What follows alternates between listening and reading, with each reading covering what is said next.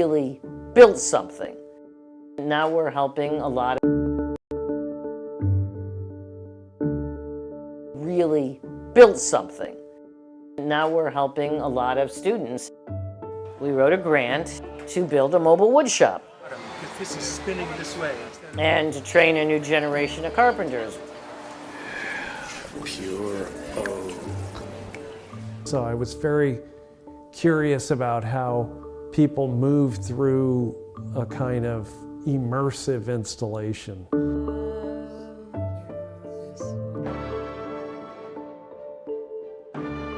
Creativity is the ability to self-manage and create your own life, and that's what democracy is all about. And so for me, arts education is fundamental to being able to instill democratic ideals in the next generation.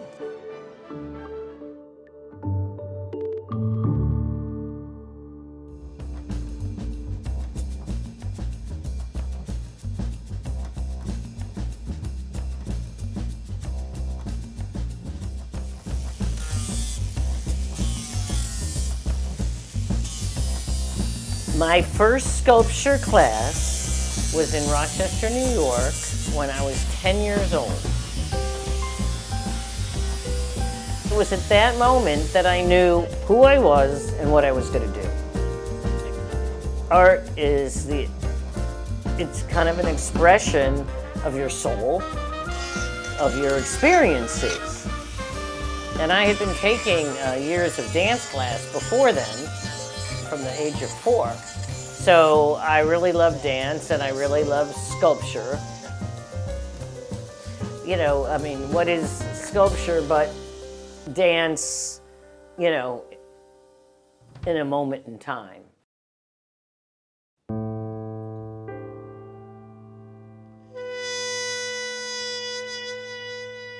When I came to Washington and GW, and it was really the revolution years. 68 to 72. I have always been a truth to power person. I have never been afraid to speak my mind loudly, where I got my nickname in college, which is Megaphone Margie. You know, I did art, I did dance. I was very interested in Eastern religion. I figured I'm going to spend my life as your life experiences. When I opened my first studio in Georgetown after I graduated college, I was selling my work for more than my professor was selling his work. The general philosophy of sculptors in wood, and it's very African, is they say they let the spirit out of the wood. One of the reasons I like wood so much is it talks to you. It changes depending on how you carve it. It changes with the grain. You know, artists have been creating figurative sculpture forever. But the thing I did that was different than anybody else was that I made female bodies under glass that were cocktail tables. I was doing things that male woodworkers were not doing. They didn't carve human bodies under glass.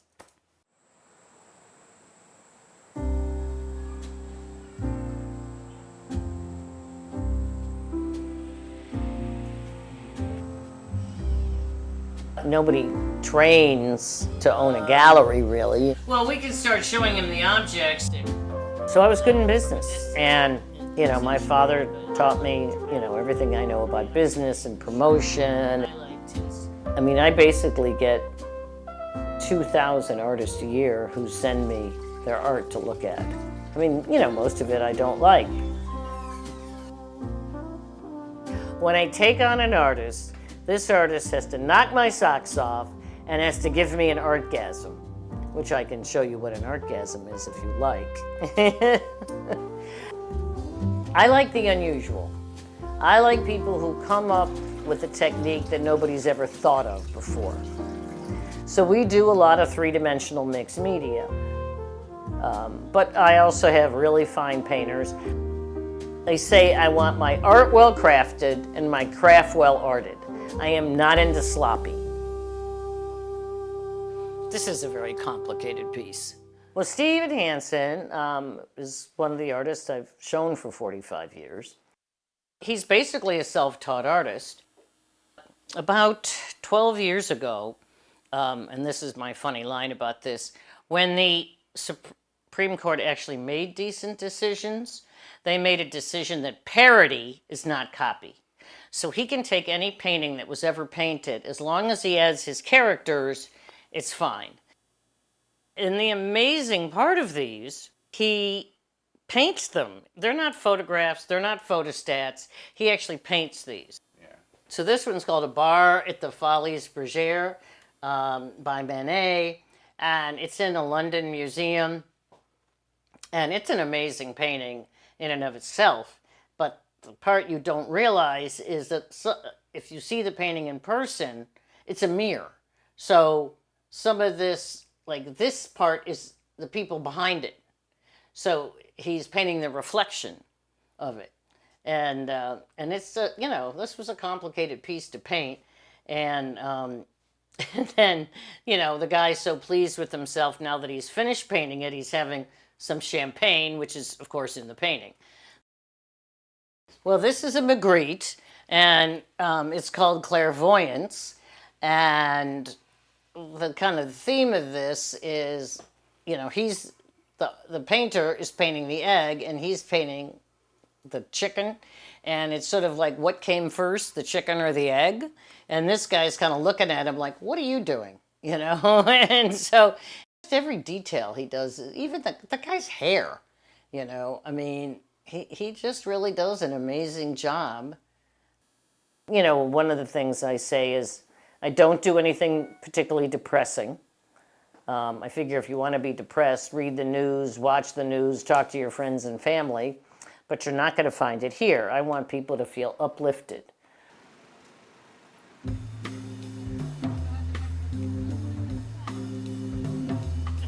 I have a glasses case. These could be useful. Want me to cut them in half?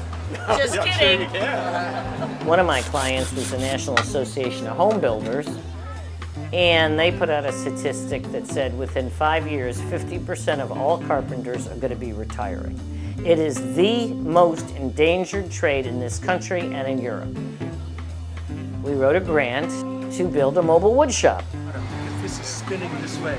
And to train a new generation of carpenters. Whoa, that's so good. What we often do is teach young kids how to turn things on a lathe, which they just adore doing. Oh, there we go. But I just felt that most schools don't have wood shops anymore, and they need a trade. I mean, I know the percentage of kids that went to college from my high school, 98%. There isn't one school in the city that would even come close to that. Tonight there's classes here in our stationary wood shop. It was just something that I really had wanted to do and felt there was a need for the city. We really built something. Now we're helping a lot of students.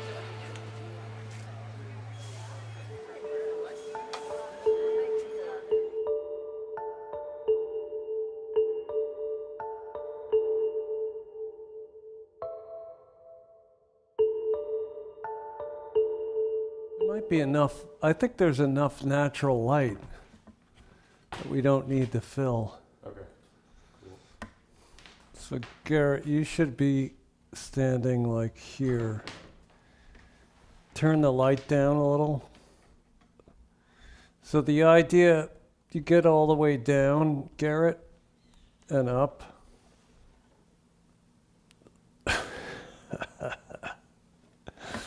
Last but not least, he vamps Liberty Hounds, drugstore cowboys falsely masquerading as seamen.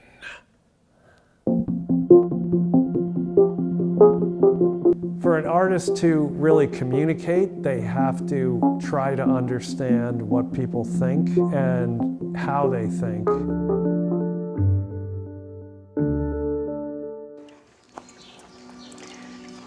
Every time that I make a drum, I'm already making it for the person that is going to connect with it. I'm Yolanda Martinez. I am Native American. I am a singer-songwriter, a performer, and a master drum maker. And there we have it. When I am making my drums and my beaters, I'm the happiest because I am creating. The drum is the circle of life. It's our heartbeat.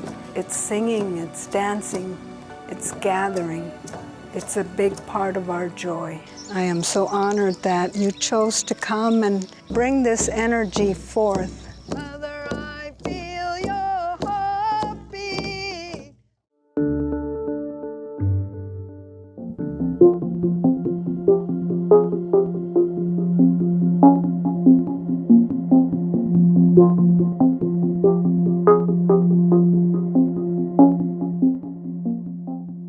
I started as a painter and sculptor when I was a kid. One thing led to another, and I found myself in art school. I was always a kind of closet scientist.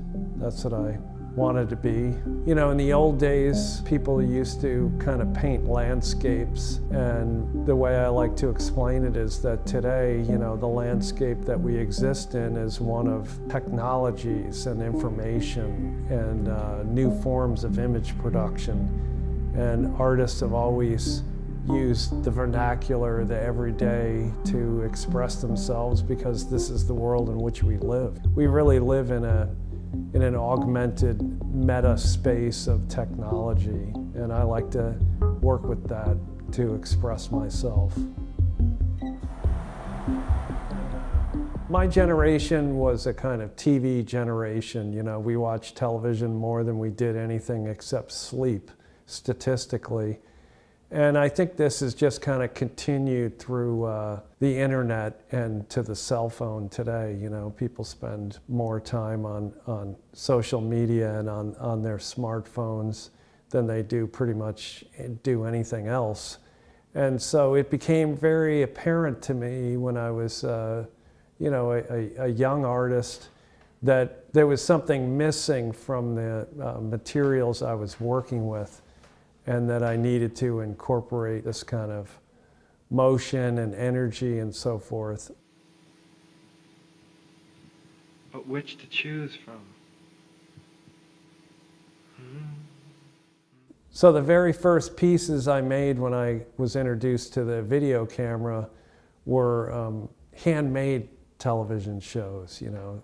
The idea that you had to battle against this giant corporate structure that was presenting unified information fronts to the population, but if you had the tools of the technology in your hands, you could kind of manipulate that and bounce it back, mirror it back to the culture in a simple way.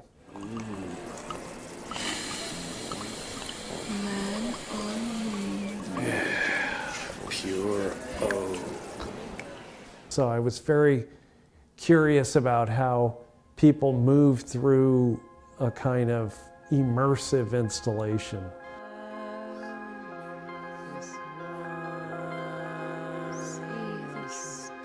Around 1991, small video projectors were introduced to the general public, and I managed to get one of those and immediately started to play around with it, and it immediately changed my life and my work. I started to project faces onto figures, and the video allowed me to animate them in such a way that they really seemed to come alive. And I thought of them as really entities which came out of media culture and into physical space. So around 1999, 2000, and there, I began to work with projection in public space. Nobody was really doing it at the time, so it was quite difficult to accomplish The projections in public spaces allowed me to reach a different kind of audience. This is a great place to find somebody who's just walking down the street after work, you know, thinking about what they're going to do that evening, and then they just look up and see this giant fist on the side of a building. Flat wandering, light sensitivity to the eye, visual purple. The interesting thing about projection for me is that it allows me to infuse different surfaces with images. The classical way that we see is that light strikes a surface and all the light is absorbed except for one color, and that comes back to the viewer's eye, and that's how we see. But if you take a surface and project imagery onto it, you now have the reflected imagery of the actual object, but it's got an overlay of another moving image. And that, to me, allows people to dream in a very special way. For an artist to really communicate, they have to try to understand what people think and how they think. And I'm very curious. I guess I'm just a curious person in general, but I'm in belief systems, religions, cults, superstition, psychology, neuroscience. It's all fodder. So, all right, let's just go to the beginning again. So it starts out. We got, so now we're at what point? I think what art does, for an artist to really communicate, they have to try to understand what people think, perspective, you know. And I think this is one of the reasons that people still go to museums and go there more and more and more, is because it's one of the few places left in popular culture where your perspective is really respected, you know. You're expected to go to work and do this. You're expected to shop in these certain places. You're expected to watch these certain things. And when it's the viewer and the work, that's where something else happens, you know, that's not the work, that's not me, that's not the viewer alone, but it's something else that allows us to get to a different level. And that's what I really love about art.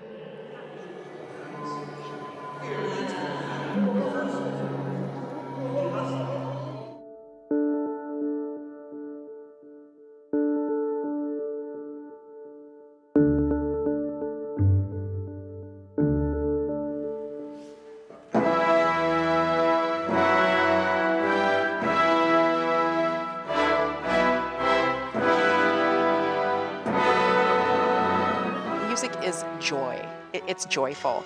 And I feel like whatever orchestra I'm standing in front of, whether it's my orchestra or another orchestra, I want all of us to be able to rekindle that joy that we all first felt, you know, as young students starting out in the business.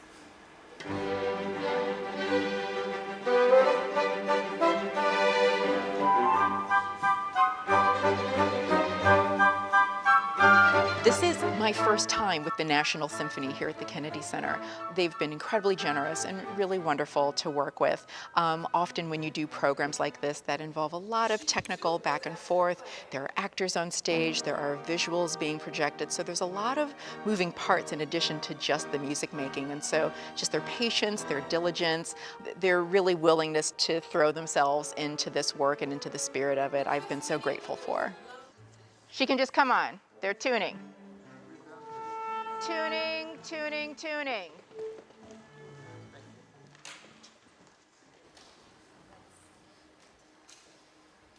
This is how it happened.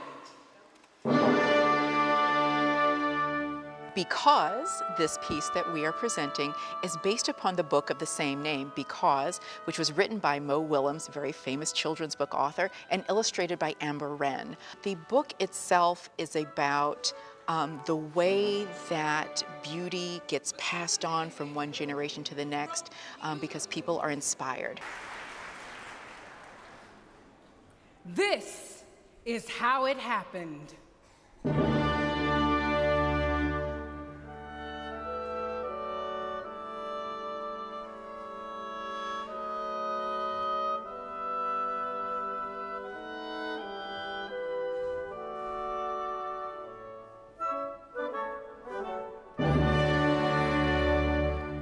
Because a man named Ludwig made beautiful music,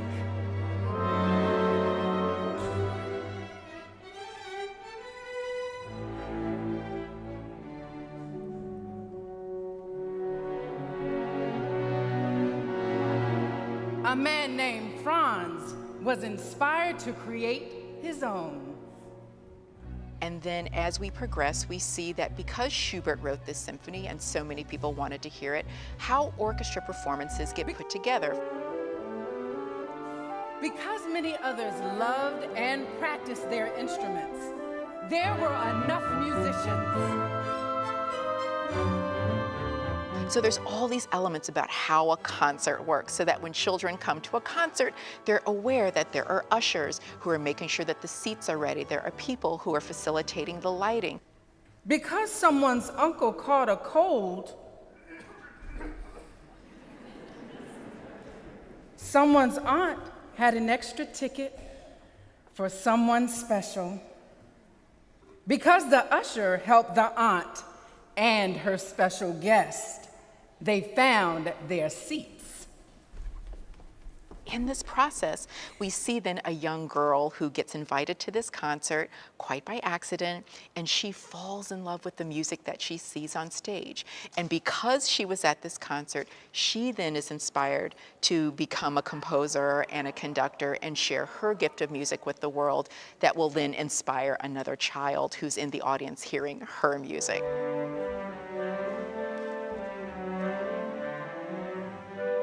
The music that has been composed for this, that represents the new music of the young girl, is written by a really wonderful composer, Jessie Montgomery, and she had wonderful assistance in the arrangement by Janina Norputh. So it's a really collaborative effort bringing this project to life. When I got the email from the Kennedy Center asking to participate in this project, and I was like in the quiet car on the train, and I was like, kind of like screaming, because I have a now 6-year-old daughter, and I had bought this book for her when she was 4, and I would read it to her. And so I knew this book when they said it, and I love it so much because this story was my story. I was inspired by a concert to become a composer and conductor, and so I really identified with this, and so I was so honored and excited to be a part of this project. I started out as a pianist at the age of 4. I studied piano at a very young age. I've always loved music, and I was really lucky to have some family friends of my parents take me to my first orchestra concert. I'll never forget. It was in Minnesota. That's where we were living at the time. I'll never forget. It was a beautiful Beethoven symphony. I don't remember which one it was, but I just fell in love with the music. I fell in love with the spectacle and the power of seeing all of those musicians playing different instruments in different ways, making music together. I did not see a piano on the stage. And so, like in my 7-year-old brain, I kind of figured, okay, if I want to make that music, I have to do what I see the man on the stage doing, waving this stick around. And so that's how I decided right then I wanted to be a conductor.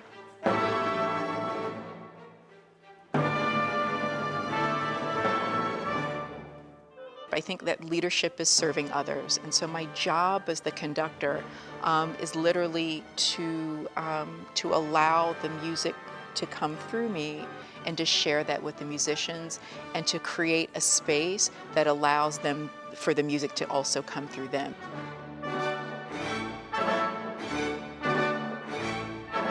And because I love conducting so much, I enjoy teaching other young people how to conduct. And so at this point, I would like to ask if there are any mildly enthusiastic young people out there in the audience, too, who might want to come up and get a conducting lesson with the National Symphony Orchestra. I'm not sure. Not just music, but the arts in general are really critical. I think for a lot of years, people probably felt that teaching the arts in public schools may have been a luxury. It's not, but I think one of the things that we see very, very recently is how important creativity is to critical thinking skills, to social emotional development, and also to give children a sense of agency, that they have the ability to identify their emotions and thoughts and express them constructively in a way that allows them to make their way through society in a variety of institutions. This is how we begin to very gently and softly teach children how democracy works. Creativity is the ability to self-manage and create your own life, and that's what democracy is all about. And so for me, arts education is fundamental to being able to instill democratic ideals in the next generation. Come on up. I have 3 batons. Okay. I hope for the families coming to the Because event is that they leave feeling inspired to wave a pencil or a baton or something around and just feel the power of music in themselves and think about how they might be able to express that. You know, it isn't necessary for everyone to be a world-class violinist or you've been studying piano for 20 years. If you love music and you want to just sing or clap your hands and express yourself any way you want to, we don't own Beethoven, we don't own Schubert, we don't own Montgomery. This is something that belongs to all of us. That is how it happened!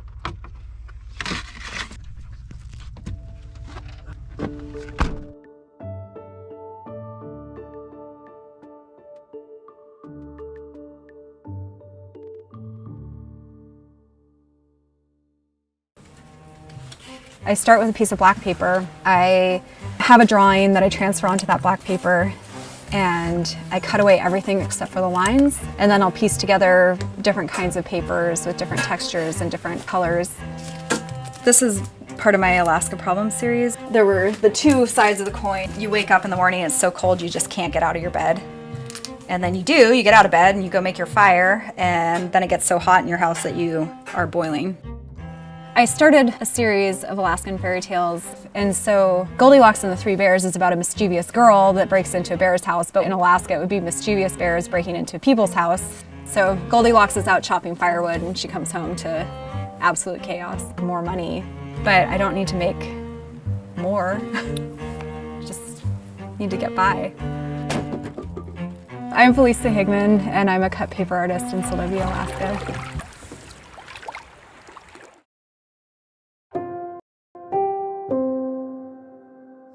This week on The Inside Story, U.S. military forces strike at Iran-backed militants in Iraq and Syria. Even as Secretary of State Antony Blinken is back in the region attempting to de-escalate the military tension. And with the war in Ukraine set to enter its third year, polling shows Ukrainian citizens remain resolute and determined to push back against Russian aggression. But in Washington, a bipartisan deal to fund border security, Israel and Ukraine seems likely to fail, torpedoed by the very people who wrote it, and drought-stricken California drenched by a river in the sky. Now, on The Inside Story, strikes and counterstrikes.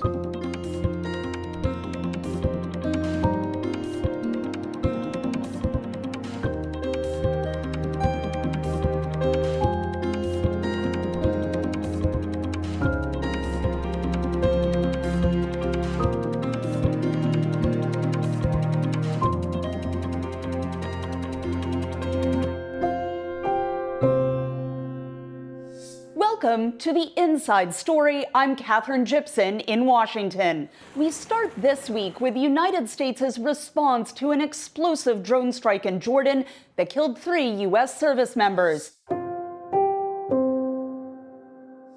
U.S. officials say the attack came from a position held by fighters backed by Iran.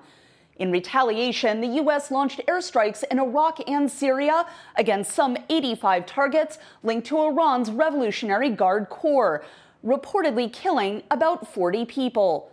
VOA's Carla Babb leads off the show. America retaliates. A late-night drone strike on a busy street in Baghdad Wednesday killed a commander for the Iranian-backed militant group Kataib Hezbollah. The U.S. military saying he was directly responsible for attacks against U.S. troops in the region. The retaliation began as B-1 bombers flew from the United States to hit 85 Iranian-backed militant targets in Iraq and Syria in response to the killing of 3 U.S. service members last week. The U.S. and the U.K. also struck 36 Iranian-backed Houthi targets in Yemen to stop them from firing on international shipping lanes. But Iranian proxies in Iraq, Syria, and Yemen did not appear to get the message. Iran-backed militants attacked U.S. and partner forces in Syria at least 2 times since Friday. An attack near mission support site Green Village killed 6 Syrian Democratic Force partners. The U.S. also destroyed more anti-ship missiles in Houthi-controlled areas of Yemen that were ready to launch into international shipping lanes after the U.S. and U.K. strikes. We're not at war with the Houthis. We're not seeking to go to war with the Houthis. But if they continue the attacks, we will continue to disrupt and degrade their capabilities. In addition to more attacks from Iran proxies, the U.S. is now taking heat from Iraqi officials who were not notified before the attacks, and who say civilians were killed during the U.S. strikes that occurred on their soil. Iraq, like every country in the region, understood that there would be a response after the deaths of our soldiers. As for this specific response on Friday, there was not a pre-notification. We informed the Iraqis immediately after the strikes occurred. To date, U.S. forces have been attacked about 170 times in Iraq, Syria, and Jordan since mid-October, while the Houthis in Yemen have attacked international shipping lanes in the Red Sea and the Gulf of Aden more than 30 times. Reporting at the Pentagon, I'm Carla Babb, VOA News. Amid strikes and counterstrikes, the subject of the Israel-Hamas war looms large. U.S. Secretary of State Antony Blinken is visiting Egypt and Qatar Tuesday for talks focused on winning the release of hostages held by the militant group and on security and governance of a post-war Gaza. VOA's senior diplomatic correspondent Cindy Sain reports from the State Department.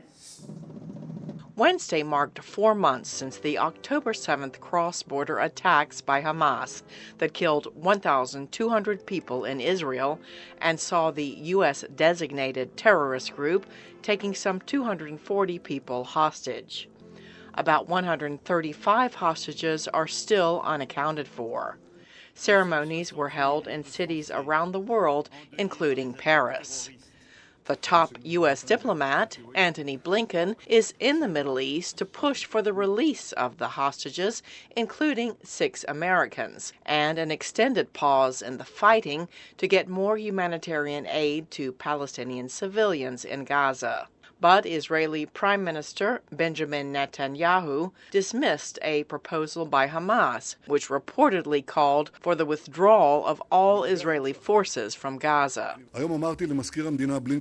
Today, I told Secretary of State Blinken that after defeating Hamas, we will make sure that Gaza be demilitarized for good.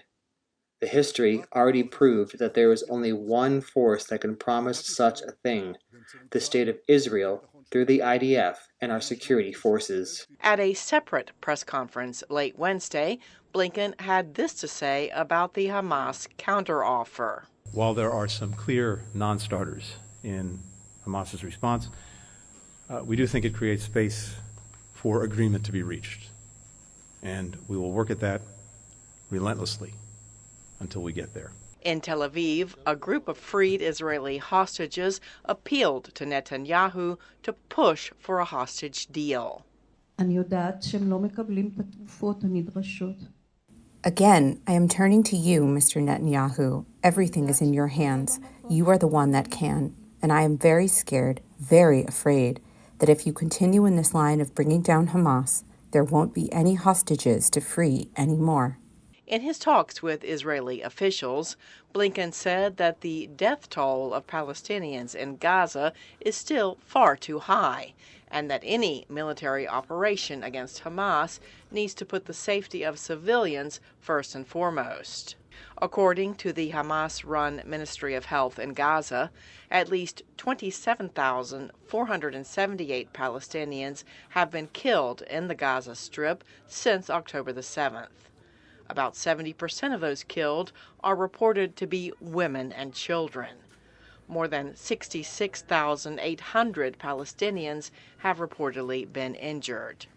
Blinken also held talks in Ramallah in the West Bank with Palestinian Authority President Mahmoud Abbas. Blinken will hold more talks in Israel on Thursday and plans to meet with the families of hostages held by Hamas.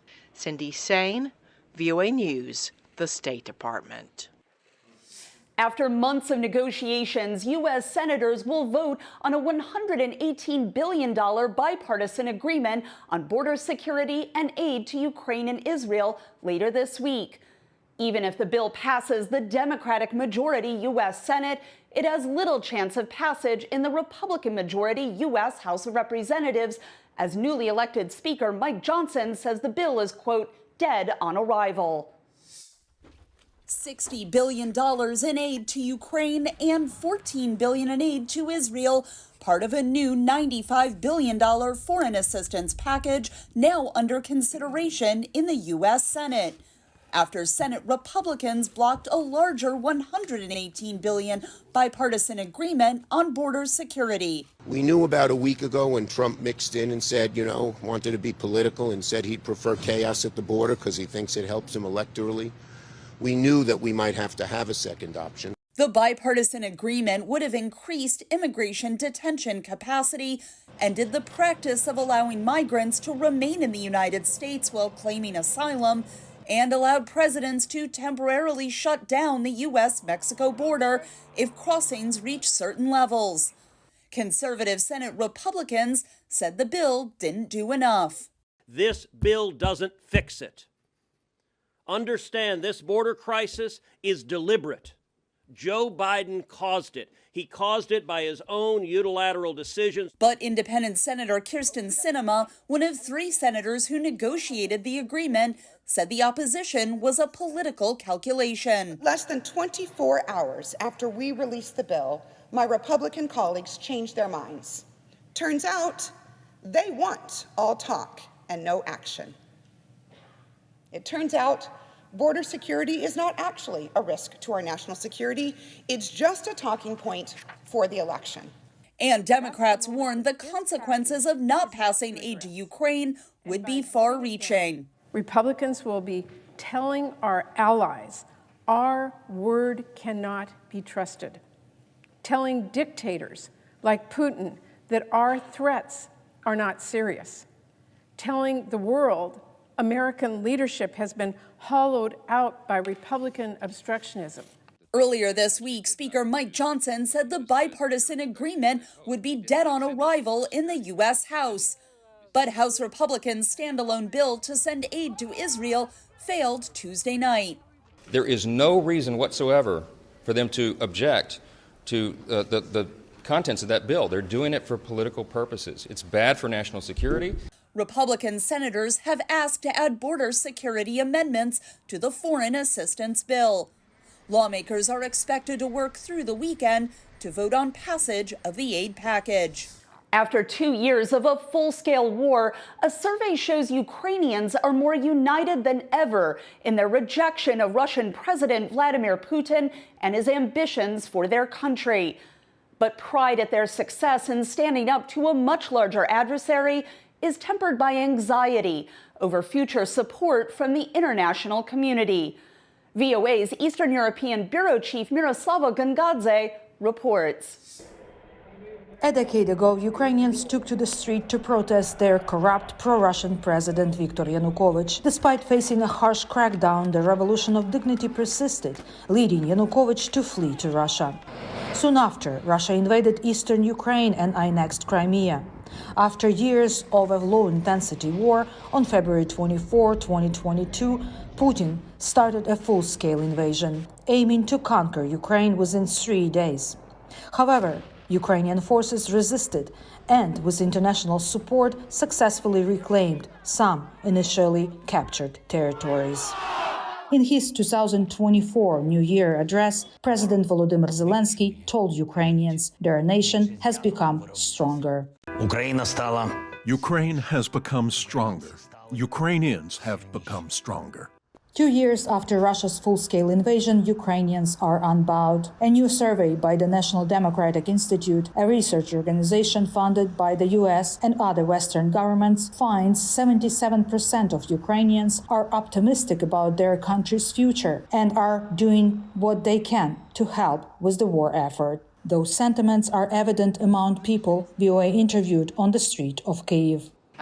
My life changed a lot.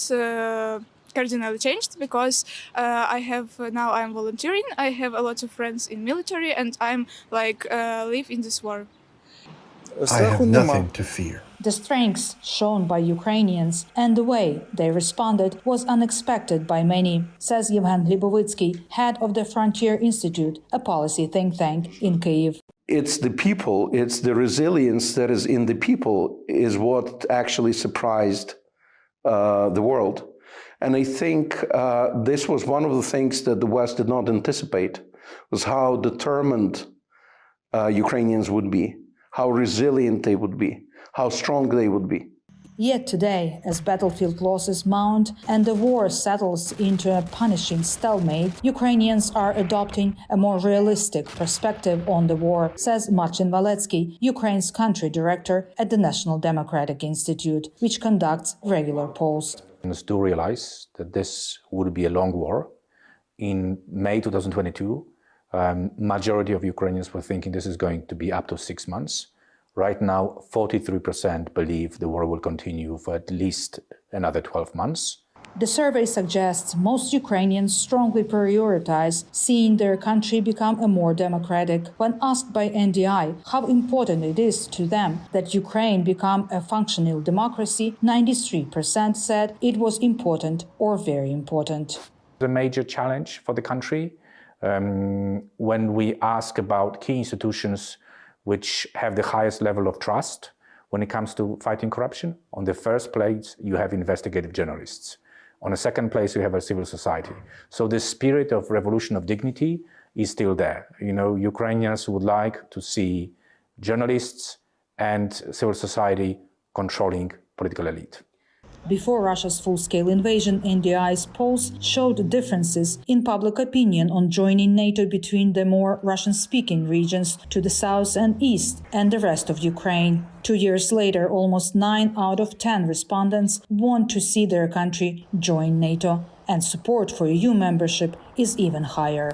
Most of the Ukrainians realize that EU membership, NATO membership This is going to be a long process. This is going to be a marathon, and they're getting their running shoes. They're prepared for that. Nearly 90% of Ukrainians expresses worry over diminishing global backing for Ukraine. As Yevhen Glebovitsky sees it, the world must realize Ukraine is fighting to defend the very values that the West holds dear. We hear the voices from the West that it's fatigued. That actually means that the Russians have scored a victory against the West in the West. And that is exactly the problem that Ukrainians have been yelling about, that look, the Russians see the weaknesses. Ukrainians view reduced international support, corruption, internal divisions, and disinformation as top threats, second only to Russia's military aggression. Miroslava Gungadze, VOA News. A reported split between President Volodymyr Zelensky and one of his top generals is raising concern inside Ukraine about the country's ability to fight Russian aggression, with some analysts calling it a political crisis. VOA's Anna Chernikova reports from Kyiv. Victoria Nuland, Undersecretary of State for Political Affairs of the United States, made another visit to Kyiv this month amid reports of an internal brewing rivalry in Ukraine. Nuland said her visit aimed to reassure Ukraine of Washington's continued support. As hard as these days are, I will tell you that Ukraine is stronger and more resilient this winter than when I visited here last winter. We continue to provide security support in all categories, including new investments and new weapon systems. Nuland's visit came at a tense moment inside the country, as a split between President Zelensky and his popular Commander-in-Chief of the Armed Forces, Valery Zaluzhny, became public and difficult to hide. Zelensky has informed US officials he intends to replace Zaluzhny. Ukrainian analysts believe that the threat of internal destabilization is high, and Nuland's visit may indicate the allies are worried about it too. Vitaly Kulik is director of the Center for the Study of Civil Society Issues. We can already say that Zaluzhny's removal from the post of commander-in-chief is inevitable. The removal of Zaluzhny, the disgrace, and everything connected with it now means that this is a political crisis. Kulik says the crisis means Ukrainian political and military leadership will face challenges in meeting Ukraine's international commitments. The West requires, first of all, certainty. Remove uncertainty, remove strategic confusion, provide certainty, and present a definite strategy. Ukraine's brewing political crisis comes at a crucial time, as the country begins a third year of war against the full-scale Russian invasion. The battle is being increasingly defined by fatigue among both Ukraine's international supporters, who are talking about cutting aid, and here at home, as anxiety grows over a victory that is not coming fast enough. Anna Chernikova, VOA News, Kyiv. Tensions are rising in Germany months before the European elections, following reports that members of the right-wing Alternative for Germany party discuss plans to forcibly transfer migrants, including German citizens. This has prompted tens of thousands of Germans to take to the streets and protest the rise of far-right extremism in their country. They say the allegations have uncomfortable similarities to Germany in the 1930s. However, polling shows support for the far-right AfD party is increasing. For more on this story, we hear from our European correspondent, Henry Ridgewell. Outside the German parliament, some 150,000 protesters formed what they called a firewall against right-wing extremism Saturday. The target of their anger, the Alternative for Germany party, or AfD. Among the protesters were senior German politicians. The AfD will never gain power in this country. We will all take a clear stand against it. Nationwide protests have been held every weekend since mid-January, when the website Correctiv revealed that AfD politicians had discussed the forcible transfer of migrants out of the country, even those with German citizenship, at a secret November meeting in Potsdam outside Berlin. Neo-Nazis, donors, and AfD politicians spoke very specifically about the realization of the expulsion of millions of people from Germany. And this is a situation in which the AfD has a real option to gain power. German Chancellor Olaf Scholz has welcomed the protests. There is something in Germany which must never ever find a place again. It is the national race ideology of the Nazis. The repulsive relocation plans by these extremists is just that. AfD co-leader Alice Weidel called the report a left-wing campaign. The real enemies of the Constitution are those who call for a ban on parties. Germany's painful history under Adolf Hitler and the Nazis makes the country acutely sensitive to right-wing extremism. There are growing calls to ban the AfD. Forced transfer of people to other places sounds very familiar in a German context, and frankly, Germany cannot afford that. But in this case, the Article 21 of the German Constitution says that anything that will undermine or challenge the German democratic order is unconstitutional. There is then a process whereby the Ministry of the Interior will refer a particular party to the Supreme Court. That would be a highly controversial step against the AfD, a party polling in second place at around 20%. With European and German state elections scheduled later this year, the political temperature is rising. Henry Ridgwell, VOA News. Atmospheric rivers are nothing new to the U.S. West Coast. The region relies on them for up to 50% of its annual rainfall. But the problem, which is the world's problem as well, is that climate change is making them more common and more extreme. And that's what happened this week. From Oakland, California, Matt Dibble has more on this weather phenomenon that's dumped almost a year's worth of rain in less than 2 months. The lives of millions of Californians are being disrupted by two powerful storms that have caused widespread flooding, mudslides, and power outages across the state. The second storm, which made landfall on Sunday morning, has parked over the Los Angeles area, where the California governor has declared a state of emergency for 8 counties. The storms are known as atmospheric rivers for the large volume of water they transport from the tropics and then rapidly release once they make landfall. This is very rare and unusual and a strong signal of a very high risk of significant flash flooding. Evacuation orders have been in effect in areas of Southern California most at risk for mudslides and flooding.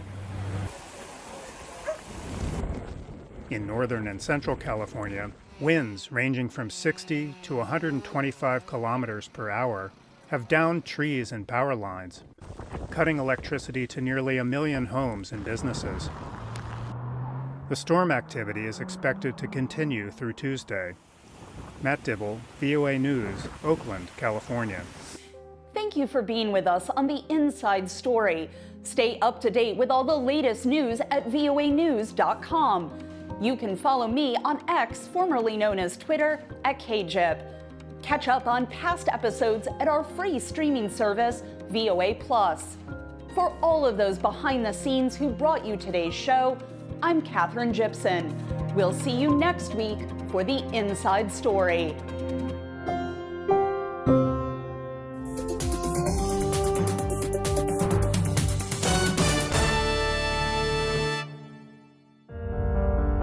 In times of change, when the world seems uncertain and what we hear doesn't reflect what we see,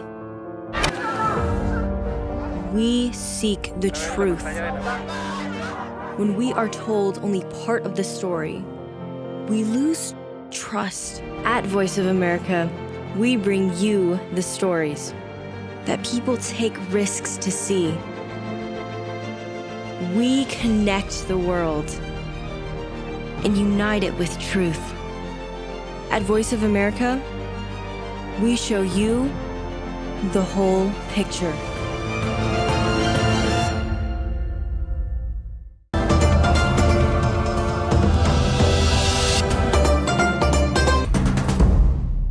Experts warn of the security risks of using Chinese-made drones. Welcome to VOA Asia Weekly. I'm Chris Casquejo in Washington. That story is just ahead, but first making headlines. A Chinese court gave a suspended death sentence to a China-born Australian democracy blogger on Monday.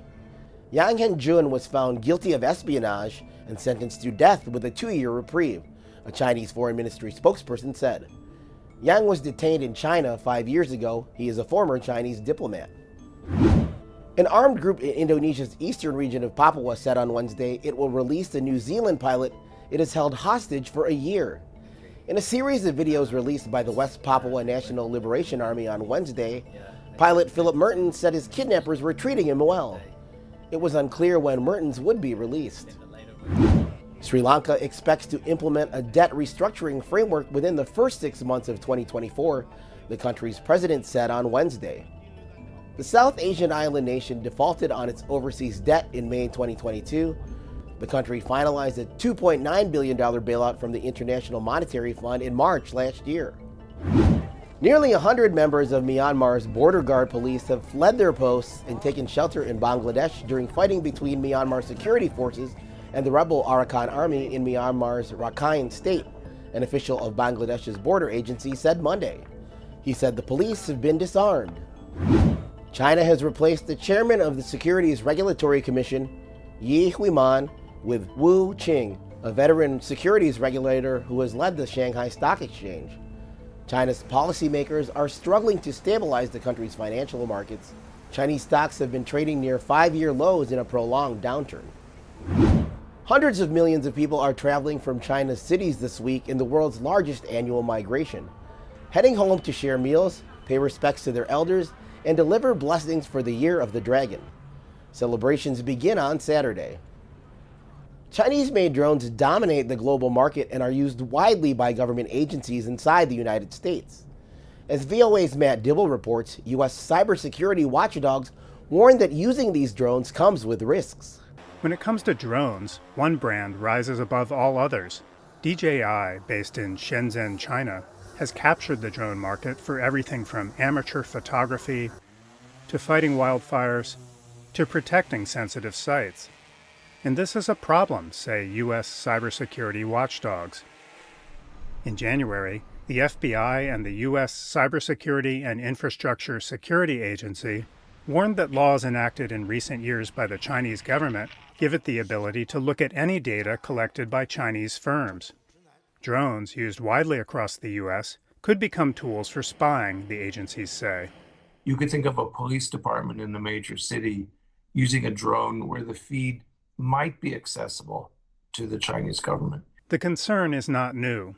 In 2021, DJI was sanctioned along with other Chinese manufacturers who the U.S. said made products that could be used for spying. And last year, the U.S. Congress passed a bill banning the purchase and use of Chinese-made drones by federal agencies, as well as state and local agencies using federal funding for the purchase. The Chinese government objects to claims of spying. The U.S. has overstretched the concept of national security and fabricates all kinds of excuses to abuse export controls to unreasonably suppress Chinese institutions and firms. The new guidance, which did not cite any specific incidents, encourages the adoption of American-made drones equipped with security features. The new warning aims to speed up a transition, says Lewis. It makes people step back and say, it's not just the price tag that reflects the full cost of buying this drone. There's a security risk. In a statement, DJI said, customers only share flight logs, images, or videos with us if they affirmatively choose to do so, and that users can always fly offline without connecting to the internet. Matt Dibble, VOA News, Oakland, California. Visit voanews.com for the most up-to-date stories. I'm Chris Casquejo. We leave you now in Tokyo, where Taylor Swift fans arrived for the first of 4 shows of the Asia-Pacific leg of her Global Eras Tour. which are part of a month of sold-out dates including Singapore and Australia. Excited fans lined up to buy merchandise at Tokyo Dome prior to the concert Wednesday. Thanks for watching VOA Asia Weekly.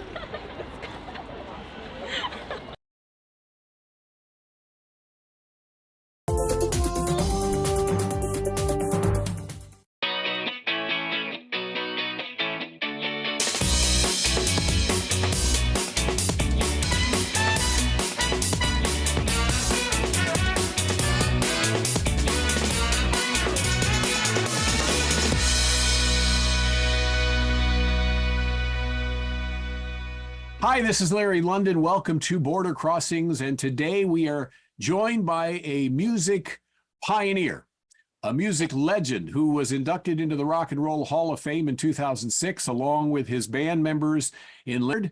And we'd like to welcome Artemis Pyle to the show. Nice to have you on Border Crossings.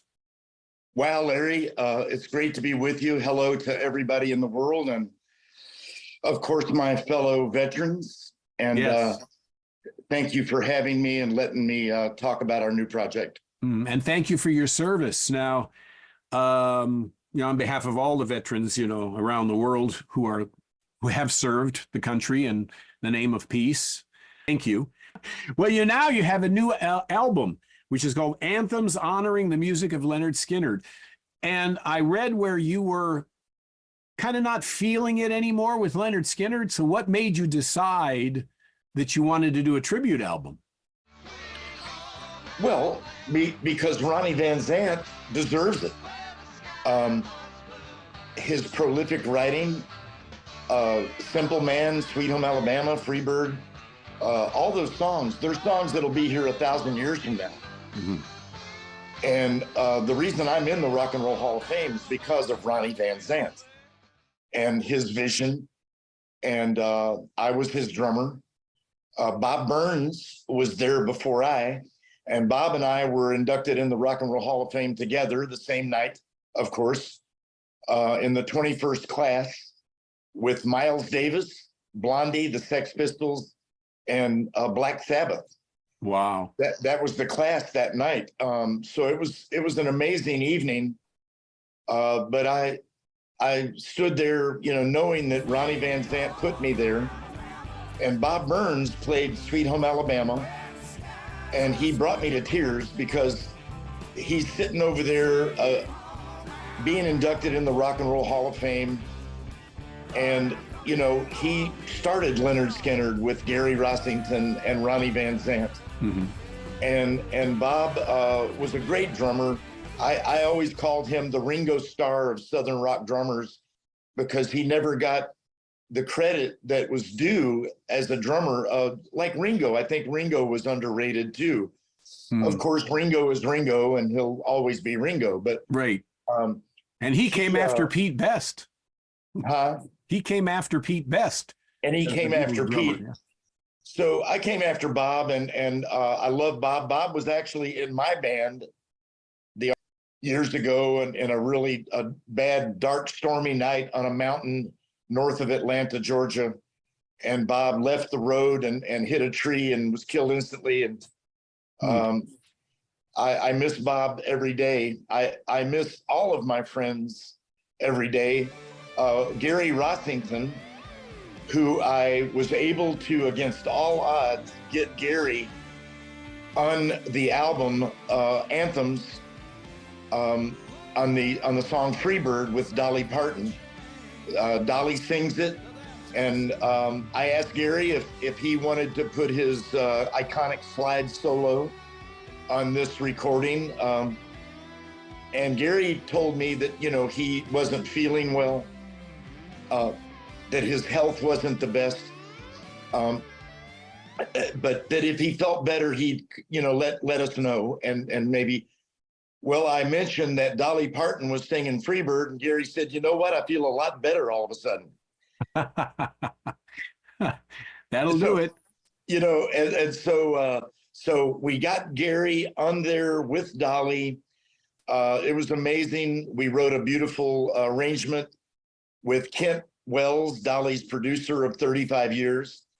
And so your question is good, Larry. why a bunch of Leonard Skinner songs re-recorded. They've been recorded many times probably by all kinds of bands over the years. And my answer is the same. Ronnie deserves it. He deserved us kind of putting a little polish on these songs. And with modern recording techniques and modern recording equipment. And we came out with an album that had sonically, it's just beautiful. It sounds great. Kent Wells did an amazing job of producing. And as I said, he was with Dolly for 35 years. They're good friends, and her producer. And so I got the best drum sound I've ever had. I got that magic Nashville, Tennessee fat drum sound. You know, but I've got the best of both worlds, because a lot of drummers in Nashville, Tennessee, they're told, don't play here, don't play there, don't do this, don't do that. And they're able to still sound great on a lot of those recordings because of just getting in something here and something there without a bunch of rolls. But playing the Leonard Skinner songs, I got the great Nashville fat drum sound, plus I had free reign to play the songs the way they're supposed to be played. And so we ended up with an amazing album. All of the, I've done interviews in Athens, Greece, Sydney, Australia, Paris, France, Edinburgh, Scotland, England, all over America, Montreal, Toronto, the world over. The popular consensus seems to be that we have a beautiful tribute album. And then you add to sonically, and then you add to that Dolly Parton, Sammy Hagar, Warren Haynes, Ronnie Dunn from Brooks and Dunn. He sang Sweet Home Alabama and did a great job. We have a whole list of amazing singers, and they all put their hearts and soul into their performances because they're singing for Ronnie. You know, they're singing for a fellow singer-songwriter. And, you know, Dolly was the first one to agree and come on board with Freebird. And after that, that opens the door for everybody. Everybody wants to be on an album with Dolly. Yes, yes. So our Freebird is on Dolly's new album, Rockstar. Yep. And she has 30 songs. Dolly doesn't do anything halfway. Right. And she never did rock. She, you know, when she was inducted to the Rock Hall of Fame, she said, why me? I'm not a rock and roller, but now she's chosen to become a rock and roller. I saw her show at the, you know, in one of the Dallas Cowboys games. She did a performance. And so she looked like a cheerleader. I thought she was a 20-year-old cheerleader. She looks great. And of course, you have another legendary rocker he was with Van Halen, and he's had his own solo career. Sammy Hagar is another superstar to have on the album with you.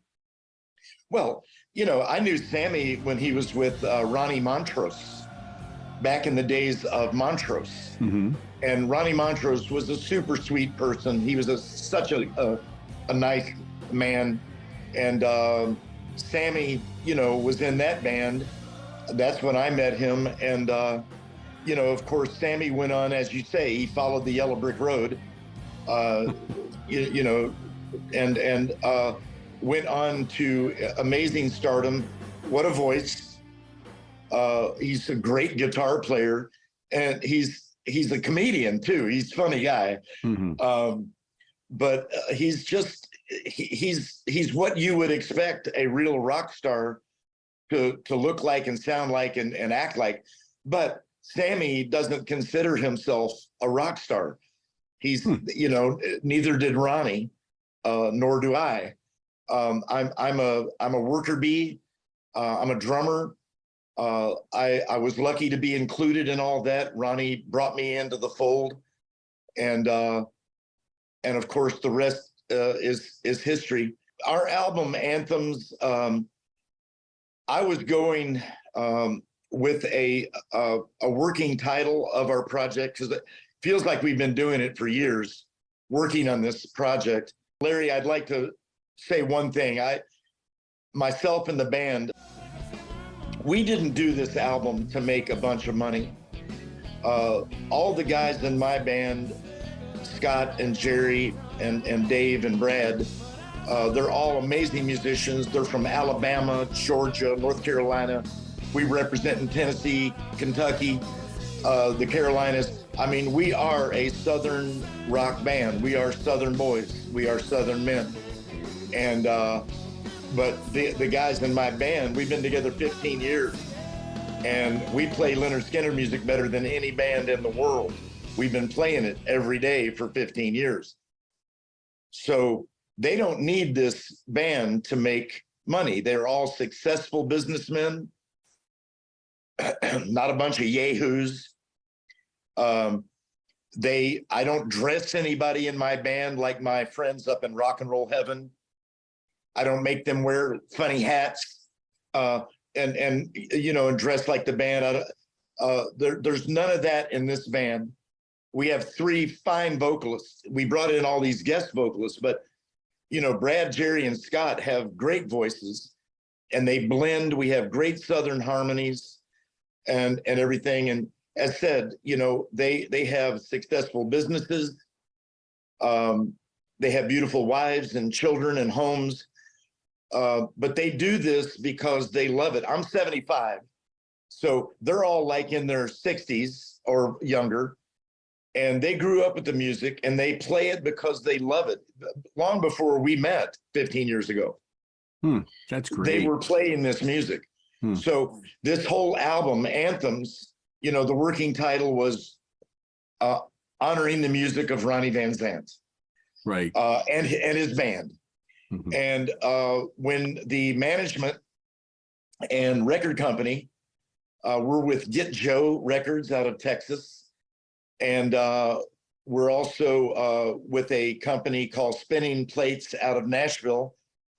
They came up with the title Anthems, and I got to tell you, I love it because Ronnie didn't write just hit songs or hit albums.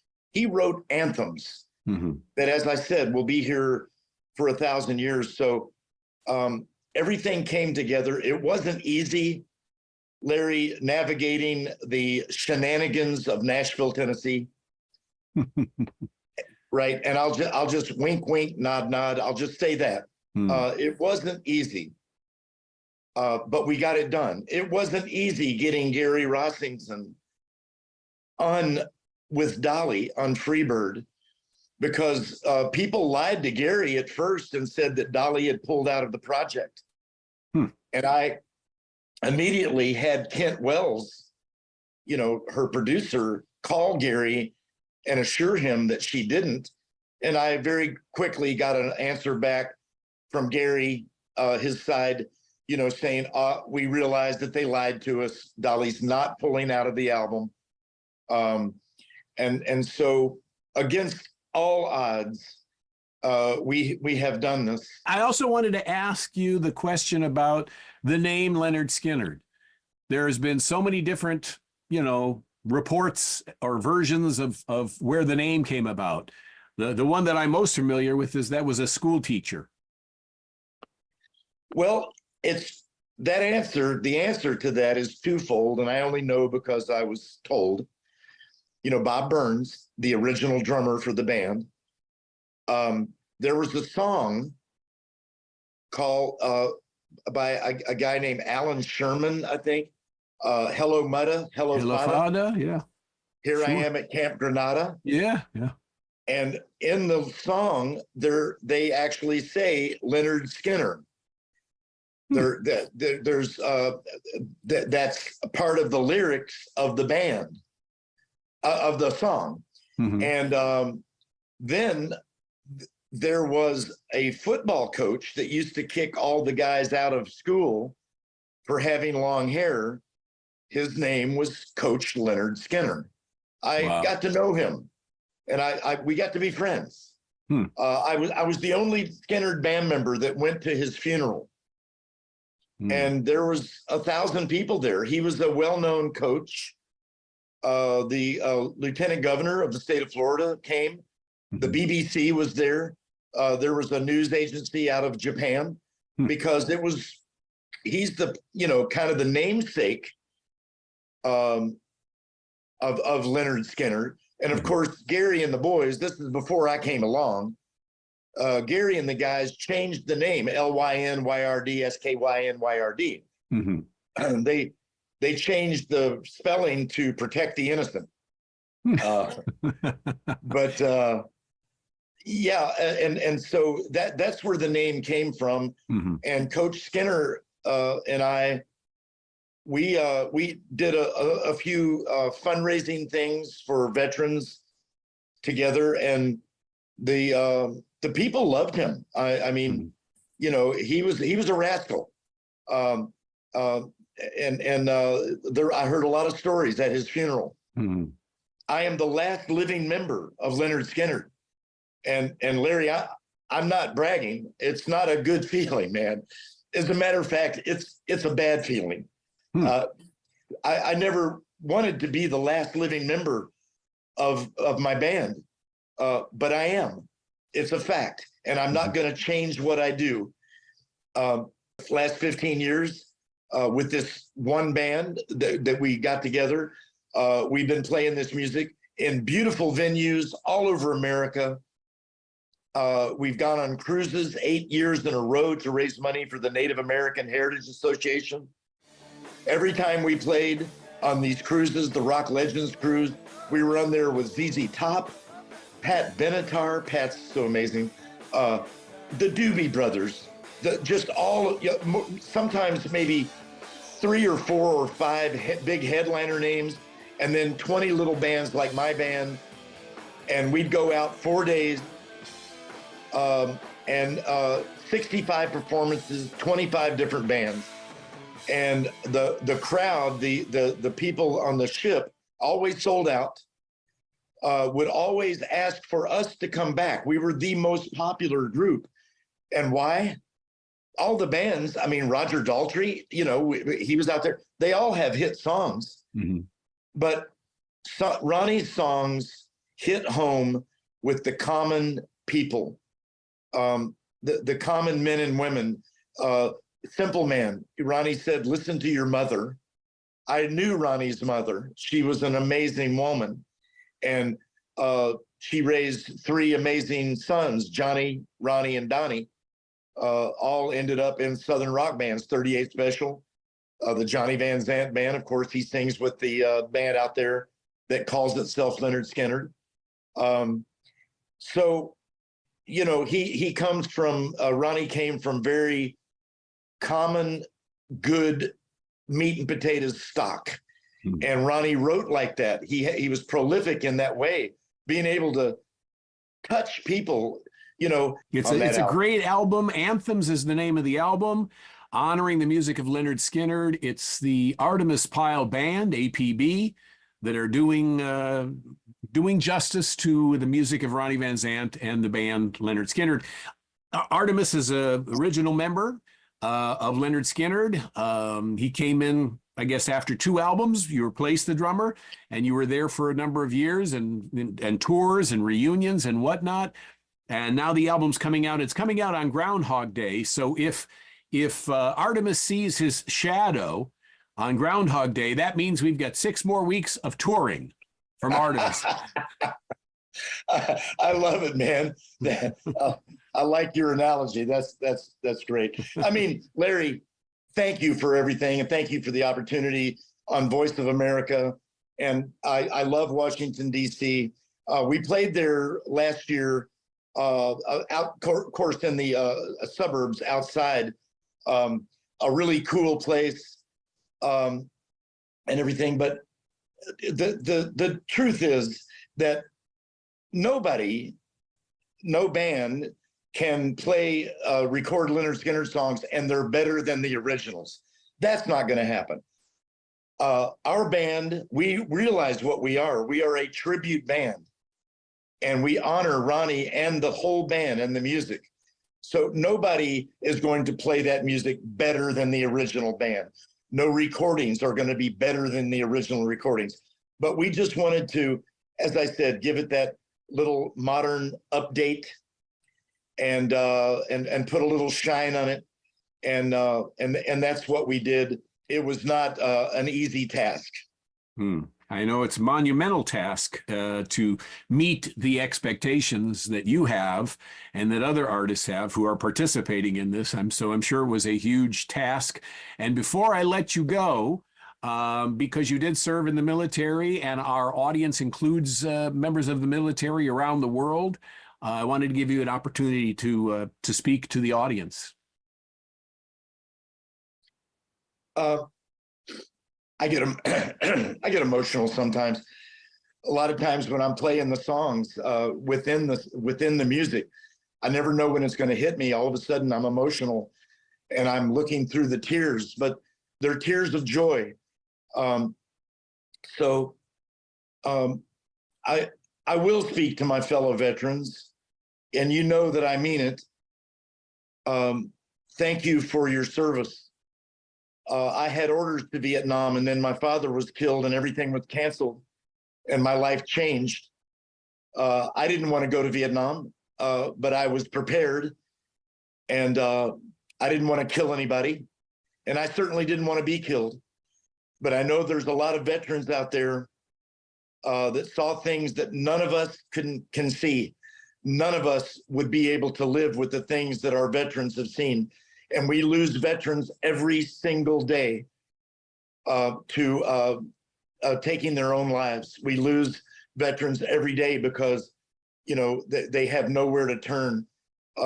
So if I can help one veteran by saying, if it'll make a difference, please come see us play Leonard Skinner music, and we'll play Freebird for you, and we'll play Simple Man for you, and live another day. You know, life can be good. Yes, life has its ups and downs, but to all the veterans out there that are with the things that they had to see, just understand that there are more people with you than against you. There are more people that understand what you went through than don't understand it. So I appreciate you letting me say that, Larry. That means a lot, man. Well, it has meant a lot to me to be able to have you on the show. You know, Artemis Pyle is an icon in the music industry, a Rock and Roll Hall of Fame member and board voting member now. And we were so thrilled to have you on the show. And hopefully you'll come and join us again. Now, where can people go if they want to go online somewhere and they want to find where you're performing, how to get the album, things like that? Do you have like social media sites or website? Well, I have never touched a computer in my life. As I say, I'm 75, and I have my reasons why I don't touch a computer. I've never downloaded anything, sent or received an email. But my children and grandchildren and my band are all computer savvy. And so my band set up a website, you know, for the band, ArtemisPyleBand.com. And it has the dates that we're playing, where we're going to be, and exactly what time we're going to be there. We're just trying to get the word out there that this is a tribute album, and I believe it's what I've heard from around the world in all my interviews, that it's one of the best tribute albums anybody has ever heard. And of course, Ronnie's songs have a lot to do with that. You can't go wrong. Every night when we play this music, the crowd sings along with us. They love every song, and they love my band because we play the music without pretense. We play it the way it should be played. We don't put on a clown act. It's not a circus act. It's just like Ronnie. Ronnie stood there and sang the words, and the band played the music, and that's what we do. And the music, Ronnie's songs, and the band's songs, because he had co-writers, you know, Alan and Gary and Ed and Steve all co-wrote. I wrote one song with Ronnie called "The Smell," That Smell. But you know, the people understand that the strength of the music. So ArtemisPyleBand.com is where you can find out where we'll be. And again, Larry, thank you so much for the opportunity. Well, thank you. Thank you so much, Artemis Pyle. An honor to have you on. And like I say, you have an open invitation anytime you're in the DC area to come by and see us again. Oh, cool. Also, if you ever see my little band playing somewhere and you've not got anything better to do, come see us, man. Everybody that sees us, I sit for 2 hours after a show signing old albums and hearing stories about what the music means to people. So I think you'll be amazed to come and see the reaction that we get with our presentation. And we love what we do. Thanks, Larry. Yes, and I can tell you're definitely passionate about what you do and your music and the music of Leonard Skinner, the music of Artemis Pyle Band. And it's, like I say, a pleasure to have you on the show. The album is called Anthems. Pick up a copy of the new album. And thank you so much for watching and for joining us today. This is Border Crossings. I'm Larry London on VOA TV.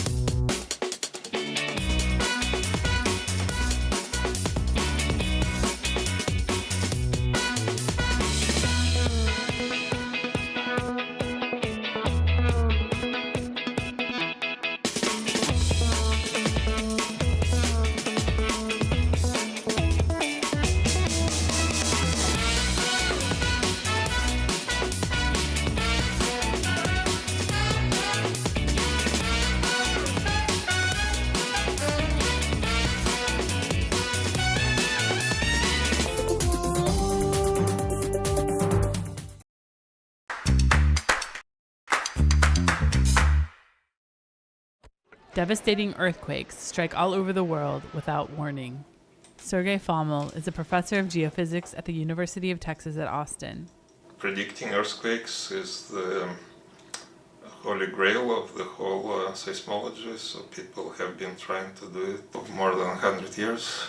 A team at UT developed a data-driven model for forecasting natural destructive earthquakes using artificial intelligence and big data analysis, and applied it to a real-time earthquake prediction competition that lasted 2 years. The team leader, Yang-Kang Chen, an assistant professor at UT's Bureau of Economic Geology, says they were able to forecast earthquakes with an accuracy of 70%, including magnitude, location, and occurrence, winning the competition. Because of the competition, we have a very good data set and a test bed. Most importantly, that's a real-time test bed. Chen said the AI model takes input and output predictions and finds patterns, something too difficult for humans to do on their own. The university team works with TexNet, the Texas Seismological Network, where Alexandros Savvaidis is the principal investigator. We could identify which are the parameters of the ground motion or the electromagnetic sensor system is changing prior to the earthquakes. And because of that, we can see when in the future those parameters are changing again, and when they change, then we expect to have an earthquake. The team said it has predicted some earthquakes a week in advance, but most were much closer to the quake. The most accurate prediction may come just immediately before the earthquake, but for early warning systems, it is sufficient to have just a little bit of time. The team is using more real-time test beds with the hope of forecasting earthquakes further in advance. Dina Mitchell, VOA News, Austin, Texas.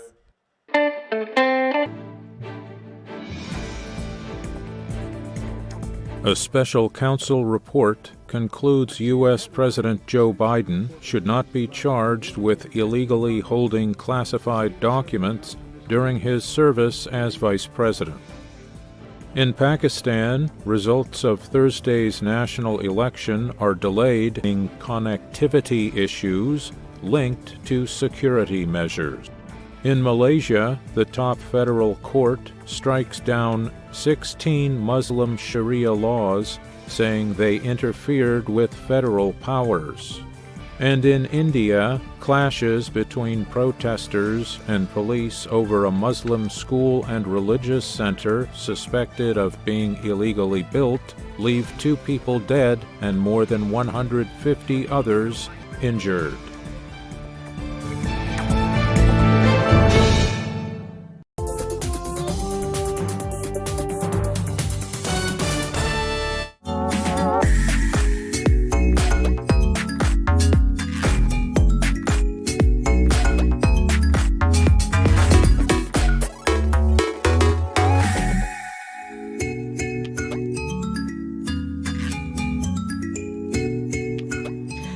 Life's challenges can be viewed as opportunities to grow, learn, and be the best version of yourself. By looking inwards, personal development increases your self-awareness, your self-esteem, and your chances to fulfill your aspirations. This week, we'll be joined by life coaches to explore the journey of personal development and how it can help you cultivate a mindset of success. Hello and welcome to this week's episode of Our Voices. I am Ginny Niwa. Here with me is my co-host, Oriane Tangishaka. Semene Shekoye is out, but we return next week. Hello, Oriane. Hello, hello. So personal development has been studied by theologians, philosophers, psychologists since the dawn of time. It's based on the concept that what a person thinks will become. Is that something that you can relate? Yes, I definitely can relate to that, because a lot of times when I set my mind to doing something and I set it on my mind to doing it, I don't rest until it's done, and I can actually see the fruits of it because I set my mind to that. And as we're talking about this conversation, I know that our audience on the continent are especially very religious people, Muslims, Christians, and other religions. And for instance, for Christians, it is said that as a man thinketh, so is he. And that's a scripture that a lot of Christians really meditate on. Also another scripture that says, be not conformed to this world, but be ye transformed by the renewing of your mind, which means that, if you don't want to be secular, if you don't want to be worldly, you have to renew and change your mind. So a lot of times in the religious realm, you can see how the mind is a very important thing when you want to achieve a success or when you want to do things in a different way. So a lot of people really do meditate on those holy words, holy scriptures, to be able to either prosper in life. They depend on them because, it's not a place where a lot of people go to psychiatrists or psychologists to help them with their life's issues. So whatever you set your mind to, based on what you want to achieve, yes, it is possible. Yes, Right. and I totally agree. Your thoughts create your reality for sure. For the most part. Yes. Because I might think I want to get a BMW tomorrow That's morning. what people It's say. not gonna happen. Wish me, and Right. wish me prosperity, and it happened. But you know what? I am very excited about this topic because personal development, it changed my life. I was stuck at some point in my life, going around in circles, doing this, it wouldn't work. Being a banker, being a hairstylist, it wasn't for me until I said, okay, stop. Let me go inward. How do I change my life? And then I start searching, okay, what's my mission? I even thought my mission was supposed to be something holy, but it's really looking inward. Look at your blessing. What has God, given you, that make you unique? Okay. And then start doing some exercise, the desire of changing my life just had an awakening to me, and I use those methods, and I use the mindset changing, and so you had to do practical steps. Yes, That's definitely. right. It wasn't just the fact that I thought of changing my life, I felt like there was synchronicity. Okay. So it opened something, the search for being somebody else, it just opened certain doors, and then you meet the right people, you read the right things, and I just want people to just watch this show and be like, okay, I want to try. That's right. Because it works. You really have to be intentional about your life. Exactly, that's the word. Let's introduce Dr. Michel Mouvoudi, a specialist at the World Bank who has decided to focus on his first passion, serving others, particularly youth. He offers personal development and leadership training based on his own success to enhance the country's talent. I caught him in DRC in my recent travel in Kinshasa. Let's follow.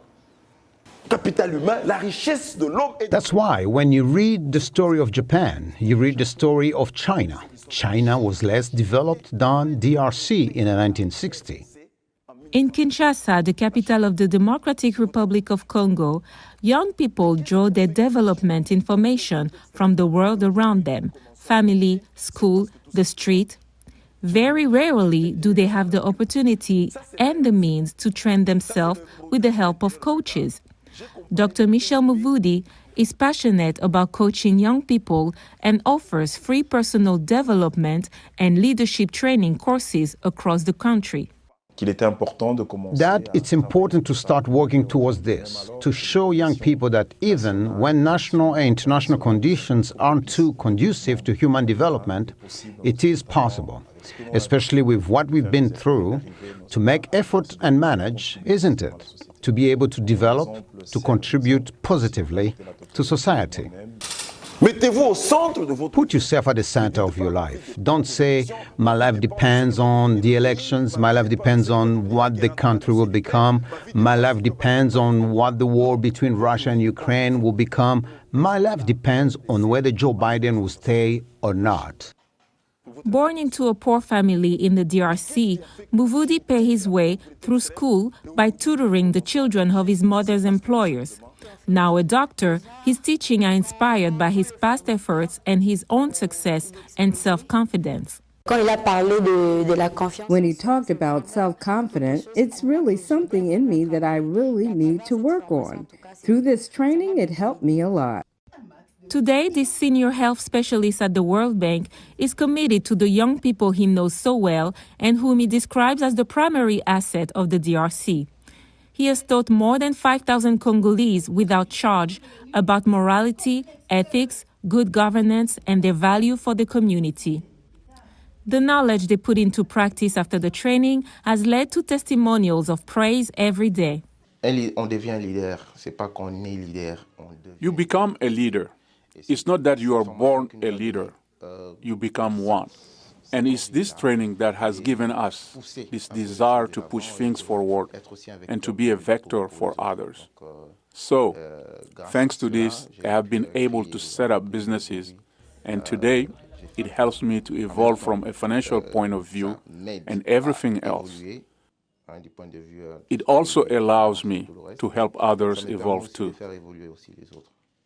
Devin Bouyi says Muvudi's training enriched his mind and encouraged him to open his own telecommunications agency. Dr. Muvudi always tells us that the first wealth we have is life. When you're alive, you can do anything, you can achieve anything. So Maestro Telecom was first an idea in our heads. Then, thanks to his advice, we were able to put our idea into fruition. About 60% of the DRC population is under the age of 25, and 19% of these young people are unemployed. Muvudi does not expect to be paid for the training he gives, but says having former students say he helped them is priceless. I tell myself, what's the point of being what I am, telling everyone that I've studied, that I work at X, Y, and Z, if all around me are people who look at me like a god, who don't know how I got there, who wondered when I'll be like Dr. Michel too. So I pass it on to others, and seeing them come back and say, thank you very much. I'll find a way. I can help others too. For me, that's a great salary. That is awesome. He's so passionate about it. Yes. Well, to unleash your life's purpose, Jean Adero will guide you to reach your dreams, transform yourself and your power with the famous phrase, you were born to light Africa, better known as Africa's life coach. Mrs. Adero is a native of Kenya, and she joins us via Skype from Atlanta, Georgia. Thank you so much, Ms. Adero, for being with us. Thank you. Now, well, when you're teaching about self-improvement, personal development, and all that good stuff, is it well received, or are people just not intentional about that kind of thing? Actually, it is really well received. Most people are tired of being tired, and they're tired of being stuck. And so every time you say something that gives them that glimmer of hope, they are ready. And a lot of times you just want to know how. So that's not that's not something that I struggle with at all. So people really can even pay for it and say, hey, look, just help me with this. Yes, actually, initially I was very hesitant to collect any money, simply because I wasn't even sure that it was going to translate. But when I realized that the wait lists were getting longer and longer, I said I was onto something here, because the reason I wasn't doing it effectively is because I had 2 jobs.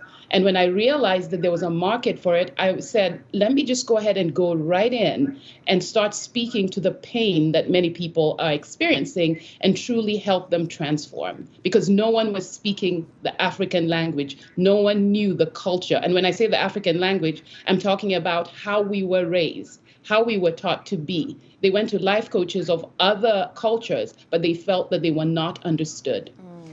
Mr. Diro, what would you say to someone who still has doubt about the effectiveness of personal development? Oh, that's not a difficult thing to do, because you just have to look at my own life. I came from bankruptcy. And once I share the stories of all the people who have done it, the doubt just dissipates, because everybody has a story, and the stories tell the story of how it's going to be for the person who's sitting before me. Wow. What would your message be to someone who is already feeling like they've already got it, and you think that, no, actually, you're all over the place, there are some things that can be done to improve? How would you advise them, and where would they start? You see, the number one thing I've realized is many African people are doing what I call dancing with average. They are so used to be the best of such a small group that they don't recognize what the inner potential is. So I ask them, what is it that you really wanted? If you had 2 days to live, what would you be sad that you didn't get to do, get to be, get to say? And that completely changes the game, because they start looking at it from the ceiling and not from the bottom. So since you're working with African women, and there is a spiritual aspect to personal development, can you touch on that?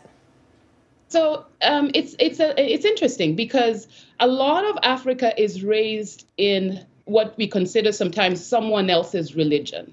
And so there's not a complete understanding of it. And because we've taken half-truths from here and half-truths from there, it is sometimes very conflicting. So many people believe they were destined to be poor. And for example, the Christian person who believes that they have to give away everything might not go for the highest level job, because they have a conflict within about how they'll be perceived when they are wealthy. Now, if you look at it, I always go back with the Christian person. I say, look at the story of creation. In the beginning, we are introduced to God's character as a creator. And my question immediately is, how are you a creator? And then we would go into, let there be light. And I question, what are you declaring? What are you expecting? Because God expected that there would be light.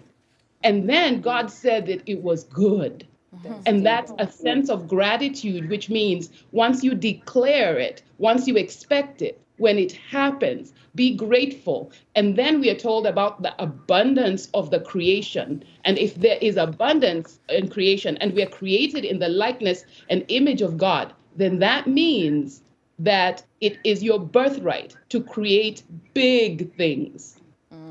Well, thank you so much. That's great that you're also helping people in the diaspora as you are in Atlanta, Georgia. So both Africa and the diaspora. Well, we'll have to take a pause right now, and I'd like to thank Africa's life coach, Jean Adero, for joining us. It's time for a quick break. When we return, we'll continue the discussion. We will also be joined now by Mrs. Rosetta Thurman, founder of Happy Black Women, a coaching company that helps Black women achieve their personal and professional goals using a proven process for transformation. And as usual, we want to hear your thoughts on this topic, with the importance of seeking personal growth. Share this on our social media platforms on VOA Africa. We are on Facebook, on Instagram, X, formerly known as Twitter. Use the hashtag VOA Our Voices. Stay with us. We'll be right back.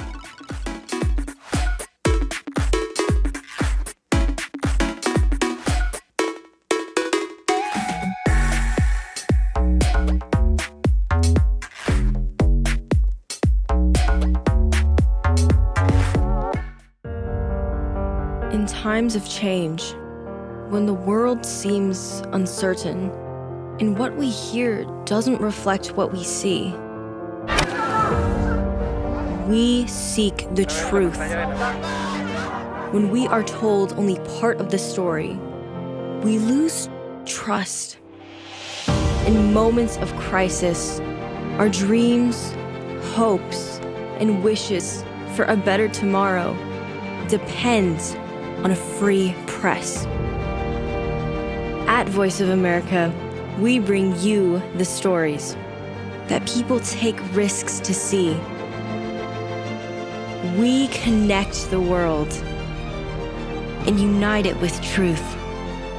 At Voice of America, we show you the whole picture.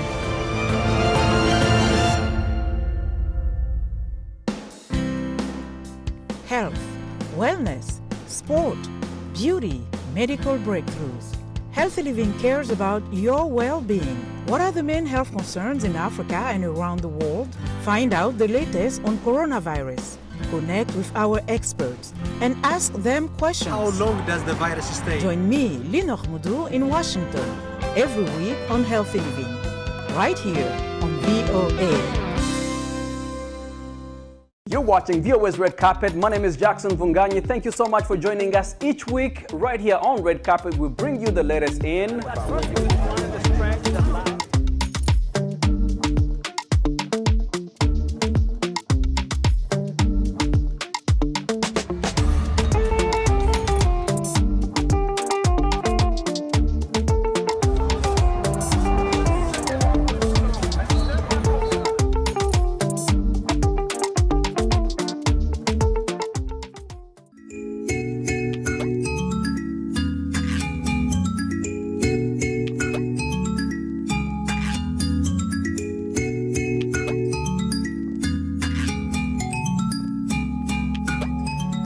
Welcome back. You are with our voices. We are zooming into life transformation. Here with us is Miss Rosetta Thurman, life and business coach and founder of Happy Black Women, a coaching company that helps Black women achieve their personal and professional goal using a proven process for transformation. Her motto is, you can do anything you want with your life and no one can stop you but you. Coach Thurman, welcome to our voices. Thank you so much for having me. Oh, I know we are going in today. Yes, yes. Transformation. Yeah, and being positive especially. You know, when I'm reading your stuff and I'm like, okay, really it's putting me into a positive mood. I'm becoming a happy woman. Yes, absolutely. The declarations. Absolutely. So what do you do exactly for women? I'm a life coach for ambitious Black women who have big dreams. There are so many dreams that we have that I call forgotten dreams or buried dreams. Especially when you get to a certain age in life, you forget how to dream. And it's important that we tap into that because it's a key to our happiness. I agree with that part about forgetting to dream. Mm-hmm. So your motto suggests that we are responsible for our own success, but what do we, if we feel helpless? Yes. Well, feelings and emotions are clues to what to do next in your life. So when you feel helpless, when you feel like you don't know what to do next, that's a sign that there's something that needs to change in your life. One of my favorite quotes is from the late Dr. Maya Angelou. And she says, if you don't like something, change it. So if you're feeling negative emotions, it's a sign that something needs to change in your life. And so I got to that point in my life, as many of us do, where I had a good job and I had a degree, I had a career, but I felt like there was something more for my life. And so I went on this journey of transformation for myself. I got into personal development. I started reading the self-help books. I started doing the exercises that people suggested out there. And I found my purpose. I was able to figure out what I really wanted to do in life. And from there, I started writing about it. I started this blog called Happy Black Woman, and I actually started to attract other Black women from around the world who also had big dreams.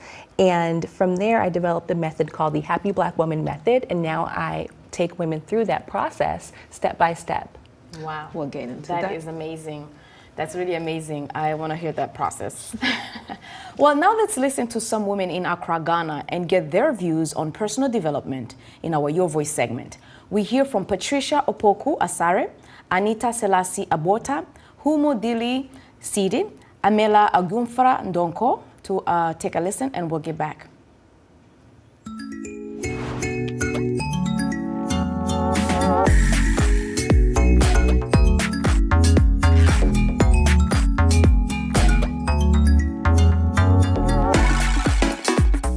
I'm a teacher by profession, and what I always do or seek for in life, to be a role model to my fellow students, to my students.